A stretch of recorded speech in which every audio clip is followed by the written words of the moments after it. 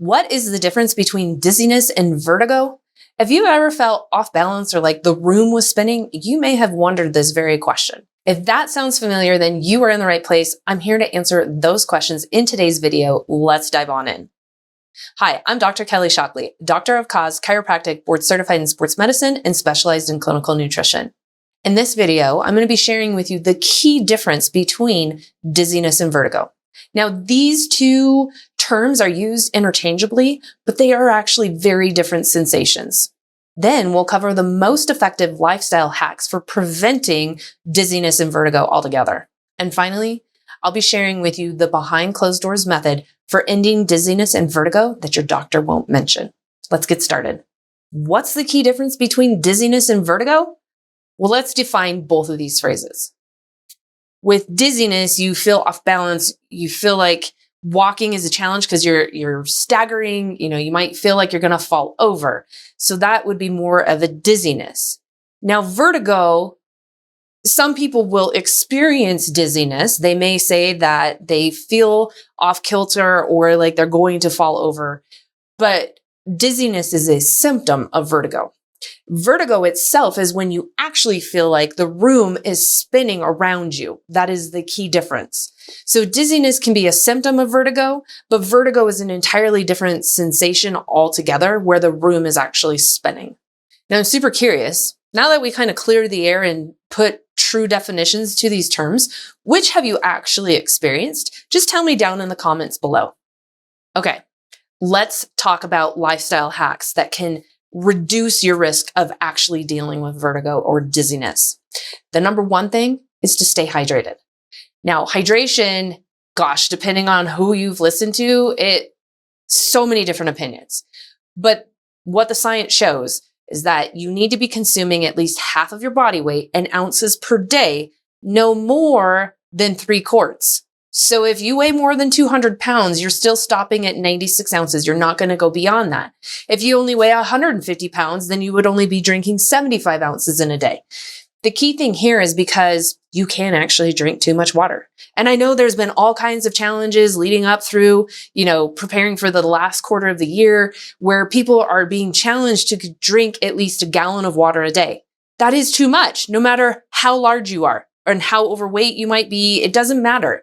96 ounces is what your body needs to function properly and to truly be hydrated. When you go beyond that, now you're risking diluting out your electrolytes. So here's the key. If you're one of my athletes or you're somebody who's really active and you work out regularly, yes, you need to replace the sweat that you lost through that process of exercising. But we also need to add in some electrolytes, okay? We're not going to get into the details of that in today's lesson, but just know 96 ounces of water is your cutoff, okay? And half your body weight and ounces up to that is your minimum for staying hydrated. You want to do that on a regular basis. Another tip for this is keeping stress in check. Now, I know we live in a very stressful world and it doesn't seem like stress is going to be going away anytime soon. But what you need to put in place is a way to manage it, okay? You want to have different methods that work really well for calming and relaxing you and kind of snapping you out of that flight or fight stance that you can do on a daily basis. Because whether it is traffic or it's something that was said on the news or what have you, it's consistent. So our ways for managing stress also need to be consistent. Another big key, especially related to dizziness, is you want to make sure you are eating clean meals and according to what needs to be done. Now, I say this in that manner because if you're not eating a lot of healthy, good fats, which I would strongly encourage you do so, they don't make you fat, they don't clog your arteries, okay?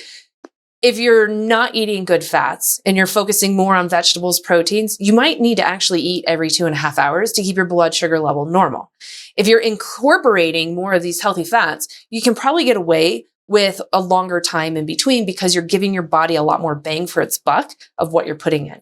The key is food is important for being able to ward off dizziness. And some people, when their glucose, their blood sugar level starts to decrease, they can start feeling dizzy. So make sure you're eating healthy and kind of following along with what it takes for you to maintain normal blood sugar levels. Another key variable is making sure you're sleeping properly. When you're not getting enough sleep, everything about life is just not going to be as it should, but dizziness is something that you could experience. One of the other key lifestyle hacks is avoiding the substance we know that challenge these systems. That would be caffeine, alcohol, nicotine, okay, and any of the other recreational, illegal drugs. They challenge those systems. So make sure if you deal with this regularly, do a gut check. How much of these substances are you using or consuming? And see if you can slowly start to reduce that. And I say slowly because obviously with those types of substances, if you just cut them out cold turkey, you could actually have withdrawal symptoms, and dizziness is also one of those, and a whole other multitude of symptoms that are not ideal. So slowly work these back out or modify what you're actually using. Now, before we get into that proven method to end dizziness and vertigo once and for all that your doctor's probably not going to mention, I just want to take a moment and remind you to click that subscribe button down below, turn the notifications on, and give me a big like while you're down there. I appreciate your support. I am producing videos for you on a regular basis, teaching you how to take back control of your health so that you can achieve what I like to call total body mastery. So again, just click that subscribe button, turn the notifications on, and give me a big like while you're down there. Okay. What is this proven method, strategy, behind closed doors approach for ending dizziness and vertigo once and for all that you are not going to learn from your MD? It is knowing what is actually causing it in the first place. Now, I'm not knocking what MDs do, but they have a different approach to health than what I would. They are going to offer you solutions that manage your symptoms. I'm going to offer you solutions that actually take care of the cause of why you had the symptom in the first place. There's a very different outcome when you are managing things based off of symptoms versus cause. Now, to illustrate this a little bit more clearly, it's like if you walked into a room and you saw a stain on the ceiling. The way that we manage that symptom, the stain, in traditional medicine is basically painting over the stain.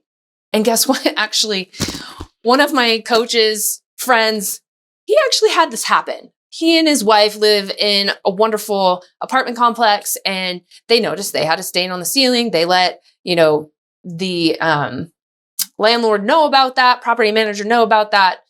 And they literally sent somebody to just paint over the stain. And they were both like, that doesn't seem right. And sure enough, down the road, the stain came back, and actually it came back with a vengeance, right? You can't paint over a symptom and not expect a bigger problem to show up down the road. So for example, if you were put on a medication to, let's say, make you not feel depressed, and we're covering up your body's warning signal, because guess what? Symptoms are your body's warning that something is not right. If we've covered that up, you may think like, cool, I don't feel depressed anymore, so we got that problem resolved. Ultimately, what's going to happen is at some point down the road, your body's going to give you another symptom to say, hey, there's still this problem beneath the surface that you need to take care of. So what I do is basically, I would look at the stain in the ceiling and be like, all right, cool. Clearly there's a leak somewhere. We need to peel back the layers of the ceiling and go looking for the leak. Go to the source of why the stain showed up there in the first place. So using that depression analogy, we need to go through and evaluate your whole level of health, not just things related to depression, and see what's not working right. How come if you didn't have depression your whole entire life, what changed about your health that now you have that? And this could be, you could swap out depression easily for heart disease or lung disease or, aches and pains, brain fog, just feeling off. If you didn't feel this way your entire life, something changed about your health. So what's wrong with you that now you're feeling this way? As it relates to dizziness and vertigo, what's going on? What's not working right in your body that is creating the opportunity for you to feel dizzy or for you to, vertigo would be even more awful. Okay. If we were going to hierarchy these, what's wrong with your health? What's going on with you that we needed to figure out? Now, obviously, we can't change exactly how traditional medicine is operating. And sometimes what they have is needed in order to keep those symptoms in check. But if you really want to have long-term results and actually end why you're dealing with dizziness and vertigo, then you need to figure out what's not right with your health. And guess what? is going to be different for you compared to somebody else. So you can't treat it the same way. You may have tried some of the solutions out there that are guaranteed for eliminating dizziness or vertigo, and you may still be experiencing dizziness and vertigo. It's because that wasn't created specifically for you. And it's not hitting the nail on the head for you as to why you're actually experiencing dizziness and vertigo. So the only way to figure that out is to evaluate your whole entire health all at once. Now, if you're sitting there going like, okay, if my MD isn't going to do this, who is and where is the solution? Don't worry, I've got you. Look down in the description below this video.